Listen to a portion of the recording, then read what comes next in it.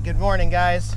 Before we leave the great state of Arizona for a while, I stopped back in here to my favorite little dump station here in Yuma. Then go ahead and top off the water. Don't need to dump the tanks, but I like to have 58 gallons before we get too far into California. I'll also get gas because I think gas prices are gonna jump 50 to 70 cents a gallon in California. So, all right, goodbye, Arizona. You are a beautiful spot, and I'm glad I got to see a lot of really neat, good stuff happened in Arizona, and there's many more memories to make in other states as well. So let's go for a ride today, guys. Jax, how excited are you for new adventures? On a scale of 1 to cat excited. Okay, man, here we go. And see this blue sign coming up here on the right?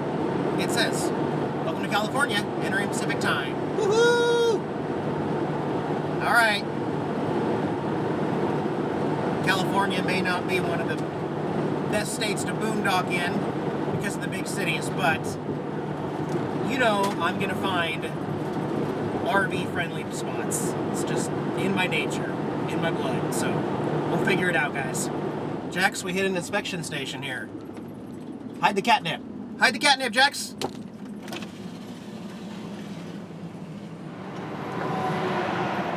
How you doing today, Good, sir? good. Any plants or produce we get on? I've got apples from Arizona Walmart. Okay, that's it? Yep. Okay, good. Have a good day. So apparently, apples from Arizona are okay, but I don't know what they don't want. Kind of flashbacks of Route 66 road here. Kind of it's the frontage road. And what the heck do we have here? This is the city of Felicity. Center of the world. Felicity, California. I see all sorts of flags. Mexico, Arizona, Canada. What do we have here? This is interesting. So I love stopping at stuff that most people would just bypass on the highway and never look over. Did anybody even know that Felicity, California is dubbed the official center of the world, I guess? Yeah, just kind of randomly out here in the middle of the Sonora Desert.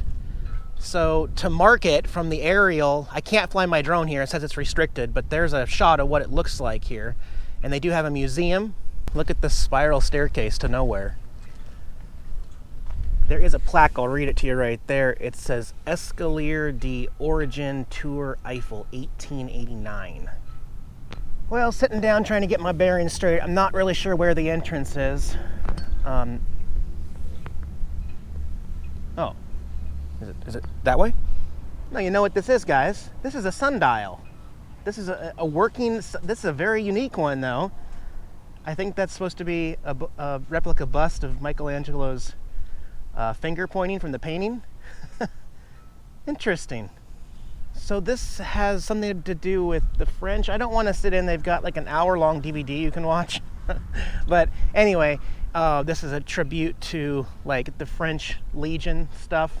And that staircase that I showed you, that is actually from the Eiffel Tower. That's a part of the original staircase at the bottom of the Eiffel Tower, brought over here to this continent right here in the center of the world. So there's a lot of granite put out here in the middle of the desert. Here's their pyramid. An extra $5 to go inside. Okay. Wow. Wow. That's neat.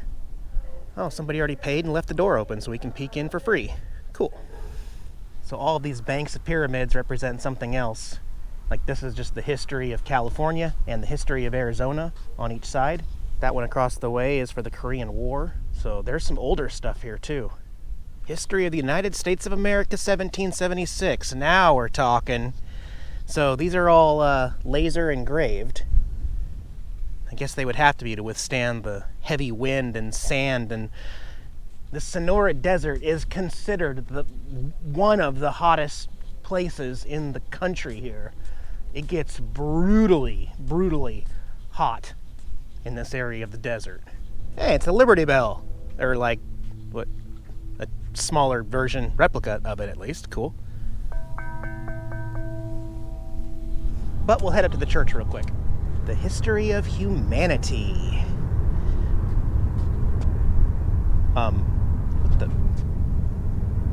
I guess that's still a work in progress. Oh, it's so hot out here in the desert. Oh. Sometimes people watch some of my older videos, like when I'm out in places like these in the winter, but they don't realize it. They don't look at the date. They're like, how could you be out there? How could you leave Jackson the RV? Because it's 67 degrees out here in the winter. Oh yeah. You wouldn't find me in a place like this in the summer, that's for sure. Here's the church. The church on the hill at Felicity. Well, I do like the blue doors.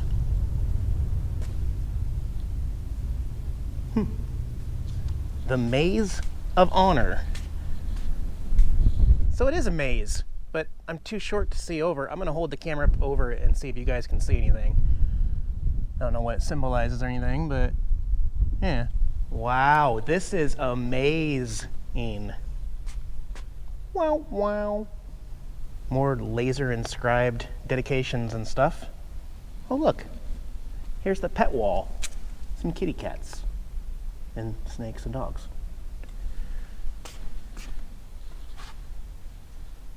I'm really lost.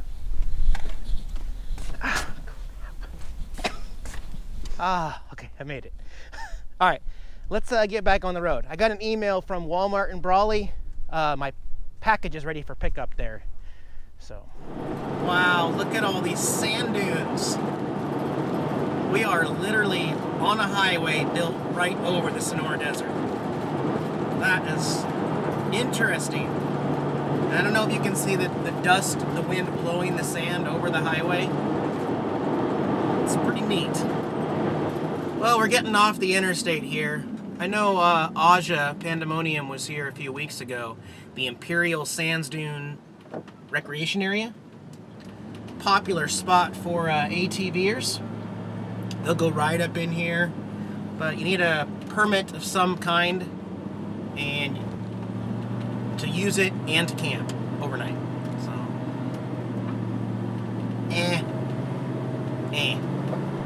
So I pulled off here in a nice little shady spot in a non-fee area, a free area of the dunes. This is a historical site that I'm at here. We'll go walk over here.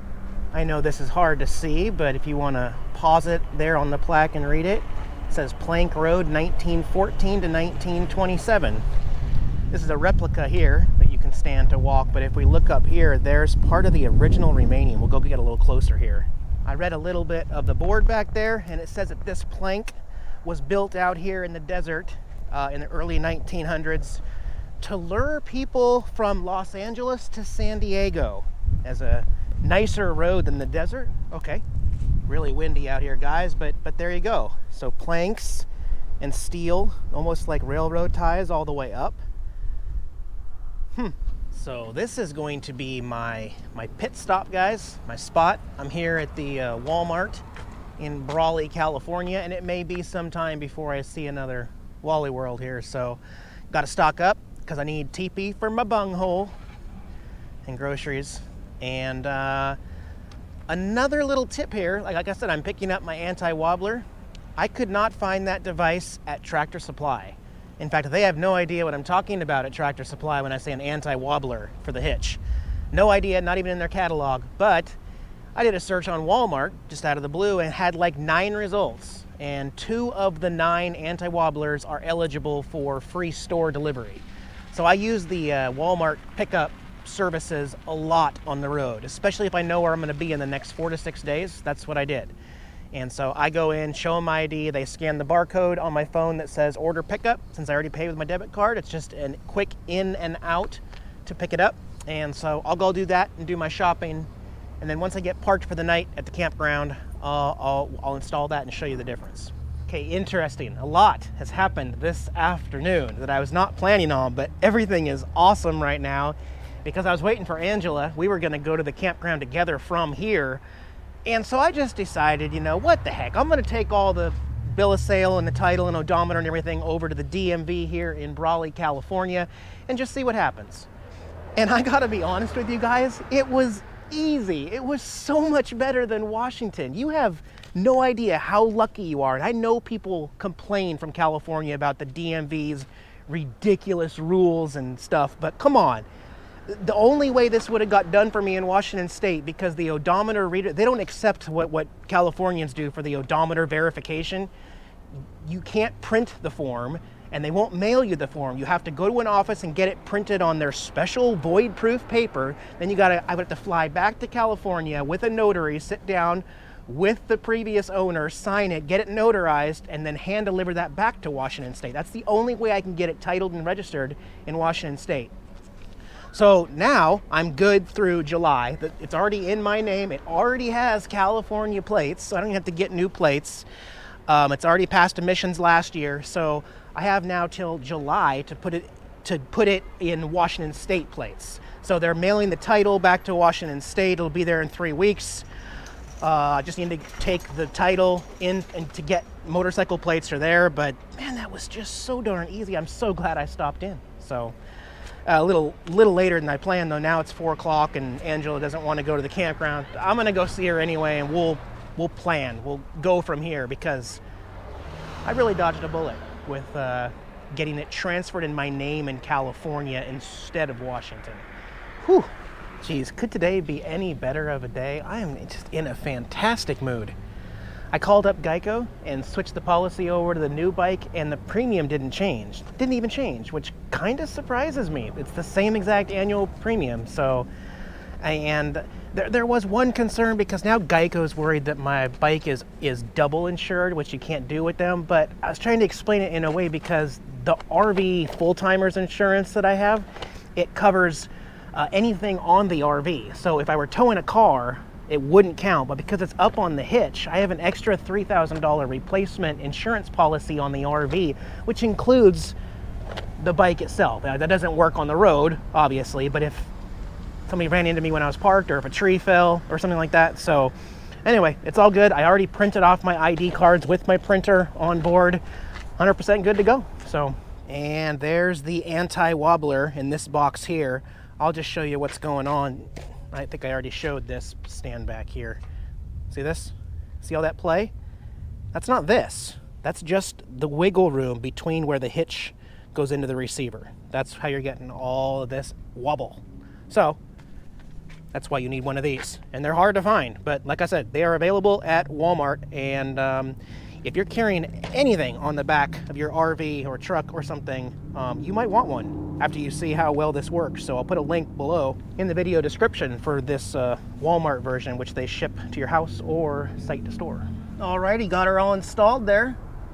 It is preventing wobble. That's what it's doing. See if I can put my foot on it and still show you guys. So it's moving a lot less. There's still some shake, but it's in the hitch as strongly as it can get, and I'm happy with it. What more can you ask for? One other thing I want to talk about is the lights. Not blocked, right? Not blocked. Over here, you know what? Partially blocked by the tire. So, I mean, the license plate, no matter what, is not going to be blocked. But see how I get farther back here? So I got a plan to fix that too. What I'm going to do is get some exterior lights, the ones that hook into the connections down here, and then I'll mount them here on the corners of this, next to the tire right here.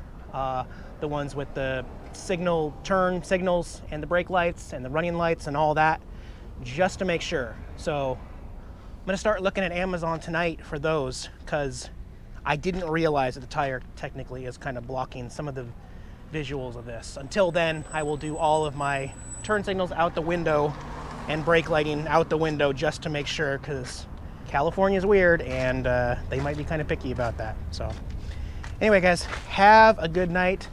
Jax and I are going to be back on the road with some new adventures here to come in a couple days. Have a good night. Bye-bye.